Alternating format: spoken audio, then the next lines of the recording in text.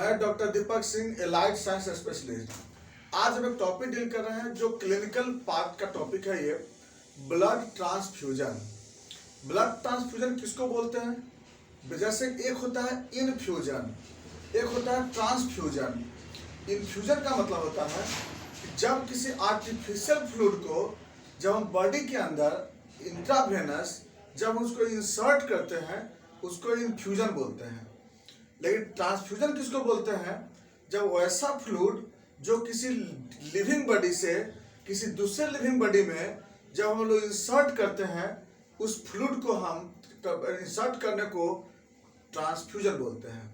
यानी यहाँ पे बात किसकी हो रही है? ब्लड की। यस, ब्लड को कहते हैं a vital fluid, most vital fluid, क्योंकि ब्लड एक ऐसा फ्लूइड होता है जो हमें लाइफ को बनाता है, लाइफ के लिए सेव रखता हुआ। अगर इसका वॉल्यूम अगर मेरे बॉडी में घट जाता है या इसका कंपोनेंट घट जाती है तो मेरे बॉडी में कई ऐसे डिजॉर्डर हो जाते हैं और जो सर्वाइवल के लिए मुश्किल हो जाती है। इसीलिए हमें ब्लड ट्रांसफ्यूजन की जरूरत पड़ती है।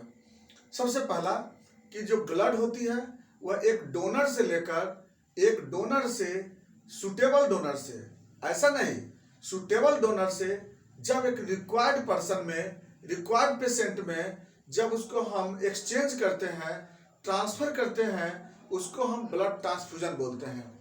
नेक्स्ट पॉइंट क्या कहते हैं?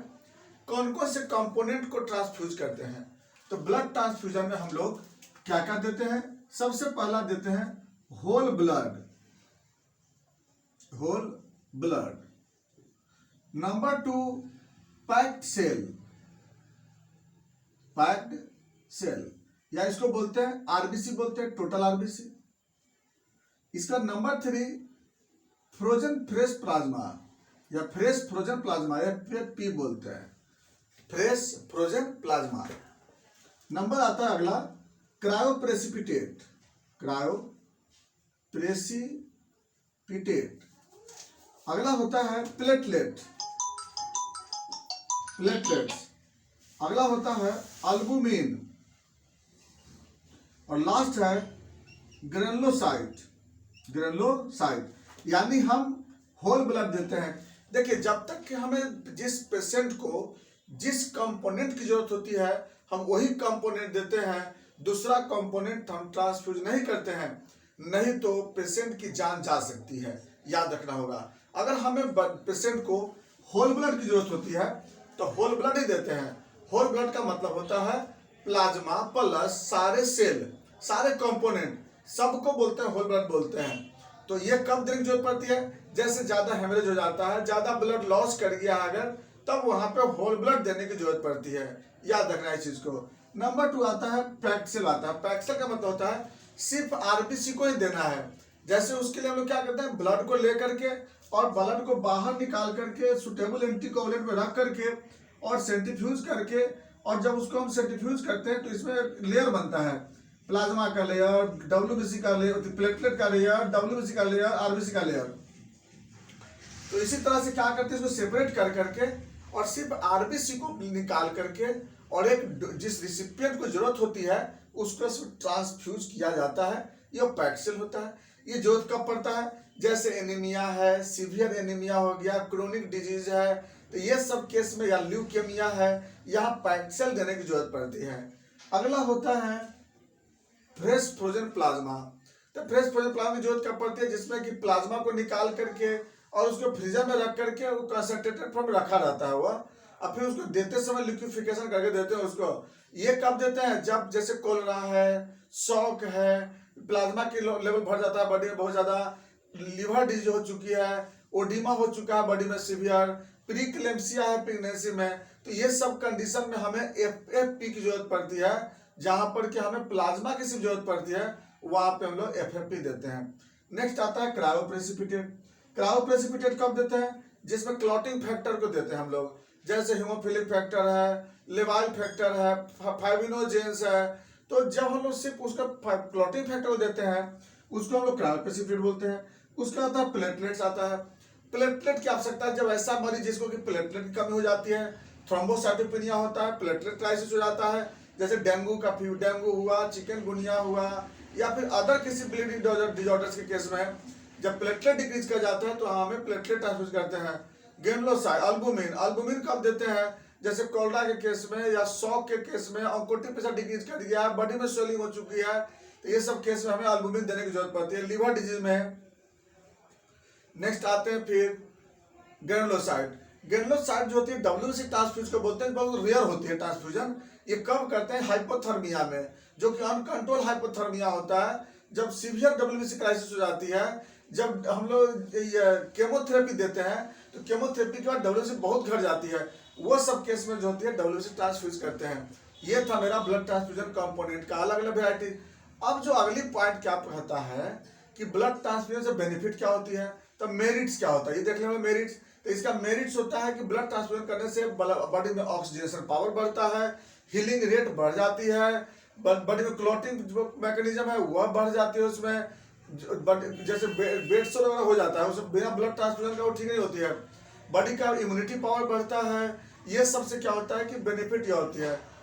कंट्राइंडिकेशन, कंट्राइंडिकेशन मतलब होता है कि ब्लड ट्रांसफ्यूजन जरूरी है बॉडी को, लेकिन कुछ ऐसे केस होते हैं जहां हम लोग ब्लड ट्रांसफ्यूजन नहीं कर सकते हैं। जैसे कब नहीं कर सकते हैं, जैसे मान लीजिए सपोज दैट कि जो पेशेंट है वह उसमें दोनों रीनल फेल्योर है, कंजेस्टिव हार्ट फेल्योर है, साइकोलॉजिकल डिजॉर्डर्स है, या फिर अगर पेशेंट को सीवियर इन्फेक्शन हो चुका है, सपोज दैट एलर्जी है, फीवर है, तो ये सब केस में क्या होती है कि ब्लड ट्रांसफ्यूजन वहां पर अवॉइड की जाती है। या जिस समय मरीज है उसमें हाइपरटेंशन बना हुआ है, तो उस समय ब्लड ट्रांसफ्यूजन नहीं करते हैं। नेक्स्ट आते हैं सिलेक्शन ऑफ डोनर। डोनर अगला पॉइंट आती है, डोनर का सिलेक्शन क्या करते हैं, तो सिलेक्शन ऑफ डोनर है ना।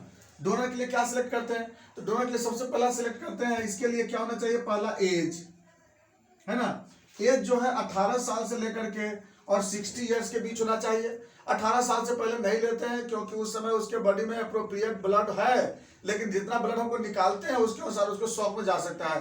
तो जो हम ब्लड निकालते हैं उस समय 300 से लेकर के और 500 ml तो ब्लड निकालते हैं, और बॉडी में जैसे 18 साल से कम का उम्र कितना होता है, लगभग मान के चलो कि सपोज दैट अगर 40 किलो है तो 3 लीटर ब्लड होगा ना, और उससे 10% से ज्यादा ब्लड निकाल लेंगे तो मरीज तो ऐसे डोनर जो शॉक में चला जाएगा।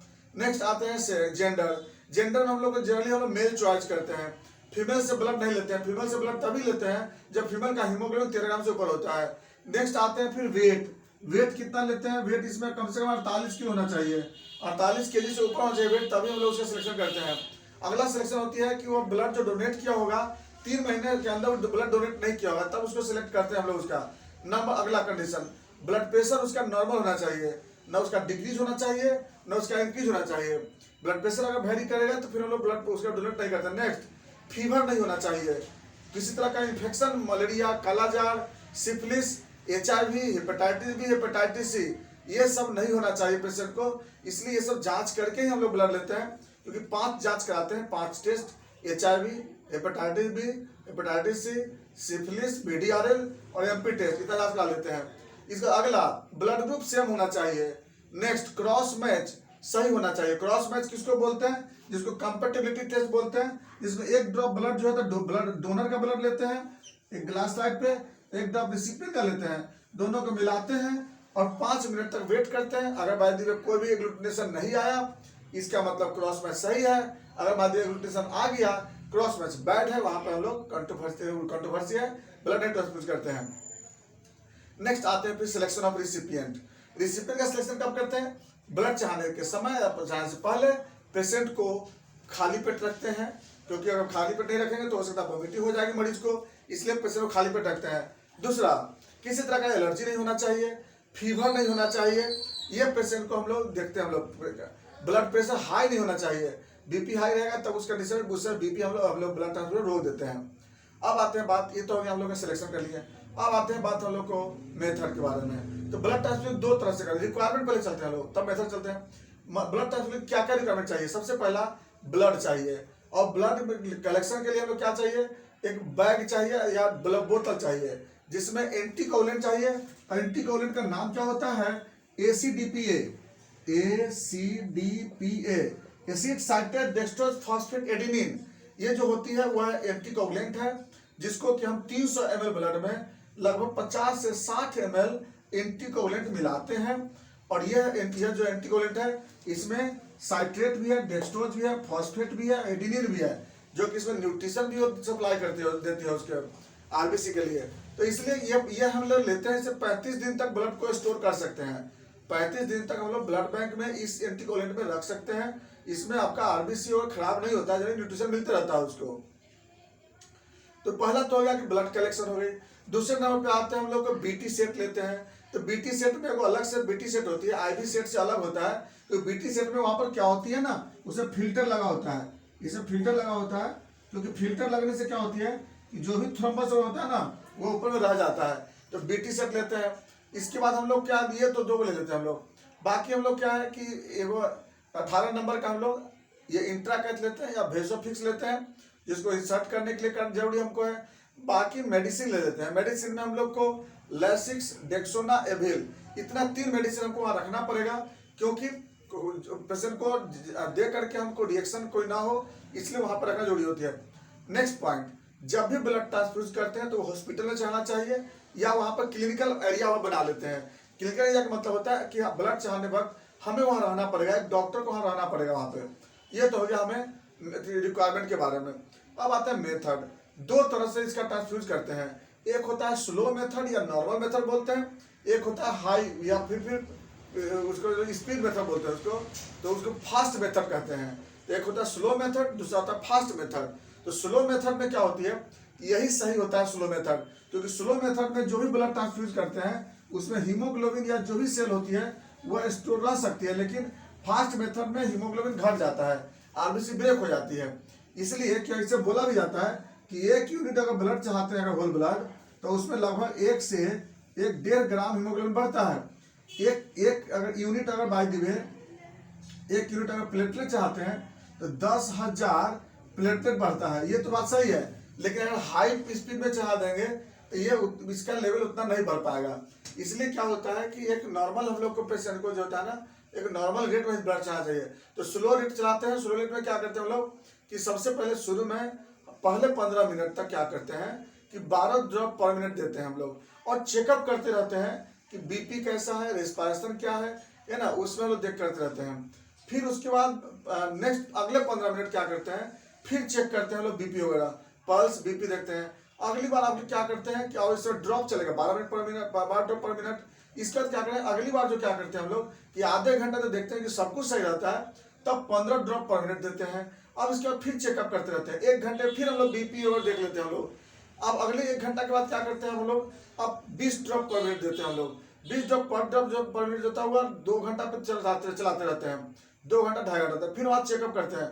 उसके बाद जरूरत पड़ता है तो हम लोग 25 या 30 ड्रॉप तक देते हैं, नहीं तो 22 ड्रॉप पर मिनट हम लोग कंटिन्यू देते हैं मरीज को। इससे क्या होती है, वो सेफ रहता हुआ, इससे इसमें है कि आरबीसी यूजर से सेफ रह जाता है, ब्रेक नहीं होती है। यह होता है स्लो मेथड। दूसरा होता है फास्ट मेथड। फास्ट मेथड में कोई भी काउंट नहीं होती है।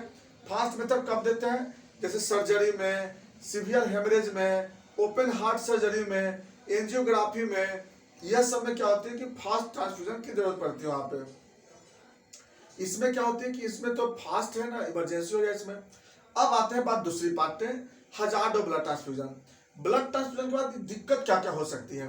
देखिए ब्लड ट्रांसफ्यूजन में दिक्कत कहाँ कहाँ हो सकती है। सबसे पहला कि अगर भाई में मिसमैच ब्लड दे रहे हैं, तो मिसमैच ब्लड देते हैं तो हो सकता है कि एग्लूटिनेशन हो जाता है उसमें, और होता क्या हो ही जाता है उसमें एग्लूटिनेशन। जैसे ए ब्लड ग्रुप डोनर है, रिसिपिएंट भी है, तो उस कंडीशन में एग्लूटिनेशन होने की चांसेस होती है, सर्कुलेटरी फेलियर हो सकती है। Number 2, RH negative. RH negative person, अगर कोई RH नेगेटिव का पर्सन है और उसको अगर पेशेंट है, अगर उसको RH पॉजिटिव ब्लड दे देते हैं अगर उसमें, तो कुछ दिन के बाद उससे हेमोलाइसिस होने की टेंडेंसी होती है। अगला है फास्ट ट्रांसफ्यूजन। अगर फास्ट ट्रांसफ्यूजन करते हैं तो उस मरीज को क्या होता है, इमीडिएट में एलर्जी होता है, फीवर होता है ना, या फिर राइगर हो सकता है, पेशेंट को चिलनेस डेवलप कर जाता है। यह है फास्ट ट्रांसफ्यूजन में। अगला होता है फिर कोल्ड ब्लड। कोल्ड मतलब कि अगर ठंडा ब्लड अगर चाह देते तो क्या होता है, तो ठंडा ब्लड चाहेंगे तो क्या हो जाएगा, पेशेंट को चिलनेस होगा, हाइपोथर्मिया हो जाएगी, ये अगर ठंडा ब्लड चाहते हैं तब। अगला होता है फिर स्टोर ब्लड। अगर स्टोर ब्लड चाहते हैं तब क्या हो सकता है, तो स्टोर ब्लड में हो सकता है कि पेशेंट को एलर्जी हो जाए, या फिर हो सकता है कि बॉडी में पोटासियम का लेवल बढ़ जाता है, हार्ट बीट उसमें लो हो जाती सकती है, क्योंकि आरबीसी का पोटासियम लॉस बाहर निकल जाता है। नेक्स्ट आते हैं फिर एक्सपायरी ब्लड। एक्सपायरी ब्लड चाहने से क्या हो सकता है पेशेंट को जॉन्डिस हो सकता है, सीरम सिकनेस हो जाता है सॉरी, तो सीरम सिकनेस तो और भी कंडीशन में डेवलप हो जाता है। ये होता है स्टोर ब्लड से, इस एक्सपायरी ब्लड से। तो इस तरह से क्या होता है कि अलग अलग तरह के ब्लड के क्वालिटी से अलग अलग तरह के हजार डेवलप हो जाते हैं। अगर किसी तरह के इसमें ब्लड चाहने के बाद हमको अगर चेकअप करना है तो हीमोग्लोबिन और प्लेटलेट को हम लोग जांच करके देखते हैं मरीज को। यूरिन आउटपुट प्रॉपर हो रहा है कि नहीं ये देखना हमें जरूरी है, क्योंकि यूरिन आउटपुट होने से ही जो भी कचरा जाता है बॉडी में वह बाहर वहां से निकल जाता है। ये था मेरा ब्लड ट्रांसफ्यूजन। अगर इसमें किसी तरह की क्वेरी हो, अगर कोई क्वेश्चन हो, आप जरूर पूछेंगे। थैंक्स।